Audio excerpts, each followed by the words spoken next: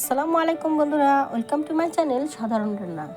আজকে আমি আপনাদের সাথে শেয়ার করছি একটি চাইনিজ রেসিপি, ফ্রাইড রাইস। এই ফ্রাইড রাইসটা আমি বাসমতি চাউল কিংবা পোলার চাউল কোনোটা দিয়েই তৈরি করিনি। এইটা আমি নর্মাল আমরা যে ভাত খেয়ে থাকি সেই ভাতের চাউল দিয়ে আমি এই ফ্রাইড রাইসটা তৈরি করেছি। চেষ্টা করেছি খুব সহজভাবে এবং ঘরে থাকা কিছু উপকরণ দিয়েই এই ফ্রাইড রাইসটি তৈরি করতে। আশা করি আপনাদের খুব ভালো লাগবে। আপনাদের যদি ভালো লেগে থাকে তাহলে অবশ্যই আমার চ্যানেলটা সাবস্ক্রাইব করে দেবেন এবং লাইক কমেন্ট শেয়ার করবেন। প্রথমে আমরা নিয়ে নিচ্ছি ভাতের চাউল। আমি এখানে নাজিরশাহী চাউলটা ব্যবহার করছি। নাজিরশাহী চাউলটা একটু ছোট ছোট দানার হয়ে থাকে এবং দেখতে পোলার চালের মতো হয়ে থাকে। ভাত রান্না করে নিচ্ছি, আমরা নর্মাল যেভাবে ভাত রান্না করি সেভাবে ভাত রান্না করে নিয়েছি ঝরঝরা করে। একটা বাটিতে 2টা ডিম ভেঙে নিচ্ছি, দিয়ে দিচ্ছি সামান্য একটু লবণ, সামান্য একটু গোলমরিচের গুঁড়া দিয়ে এই ডিমটাকে খুব ভালো করে ফেটিয়ে নিতে হবে।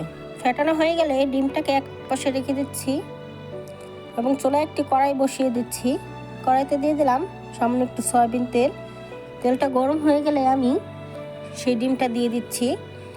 ডিমটা দিয়ে নাড়াচাড়া করে ডিমের ঝুরি তৈরি করে নিচ্ছি। দেখুন, খুব বেশি ভাজা ভাজা করব না। এ পর্যায়ে নামিয়ে নিচ্ছি। ওই কড়াইতে দিয়ে দিলাম 1 টেবিল চামচ বাটার। এটা আমার হোমমেড বাটার, আমি ঘরেই তৈরি করেছি। আপনারা চাইলে এখানে সয়াবিন তেলও ব্যবহার করতে পারেন। দিয়ে দিলাম আদা রসুন কুচি, দিয়ে একটু লাল লাল করে ভেজে নেব। সামান্য একটু কালার চেঞ্জ হলেই এর মধ্যে আমি দিয়ে দেবো ছোট ছোট টুকরো করে রাখা মাংস। এই মাংসটা আমি আদা রসুন বাটা, জিরা গুঁড়ো, ধনিয়া গুঁড়া, শুকনো মরিচের গুঁড়া, লবণ, সয়া সস, গোলমরিচের গুঁড়া দিয়ে খুব ভালোভাবে ম্যারিনেট করে রেখেছিলাম 10 মিনিট। মাংসটা একটু ভাজা ভাজা হয়ে আসলে এর মধ্যে আমি দিয়ে দিলাম পেঁয়াজ কুচি, কাঁচামরিচ কুচি, বাঁধাকপি কুচি এবং গাজর কুচি দিয়ে খুব ভালোভাবে নাড়াচাড়া করে মিশিয়ে নিচ্ছি। খুব ভালোভাবে আমি এগুলো মিশিয়ে নেব। চুলার আঁচটা এই পর্যায়ে হাই হিটে থাকবে।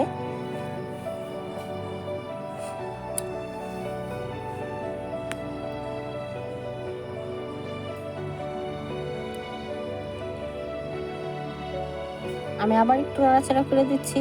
দেখুন, একটু সফট হয়ে আসছে। এই সময় আমি দিয়ে দিলাম টমেটো কুচি। টমেটো কুচি দিয়ে একটু নাড়াচাড়া করে মিশিয়ে নিচ্ছি। দিয়ে দিলাম 2টি ম্যাগি মশলা, দিয়ে দিলাম টমেটো সস, দিয়ে দিলাম টেস্টিং সল্ট, দিয়ে দিলাম গোলমরিচের গুঁড়া। ভালো করে নাড়াচাড়া করে মিশিয়ে নিচ্ছি। দিয়ে দিলাম সয়া সস এবং রেড চিলি সস দিয়ে খুব ভালো করে মিশিয়ে নিচ্ছি। এই পর্যায়ে আমি রান্না করা ভাতগুলো দিয়ে দেবো।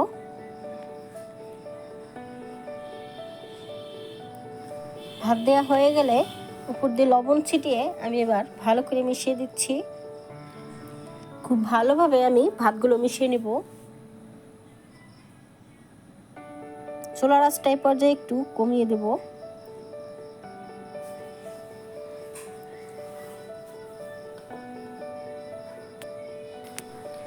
খুব ভালোভাবে আমি নাড়াচাড়া করে মিশিয়ে নিয়েছি। এই পর্যায়ে আমি দিয়ে দিচ্ছি সেই ভাজা ডিমগুলো দিয়েও আমি খুব ভালোভাবে মিশিয়ে নেব।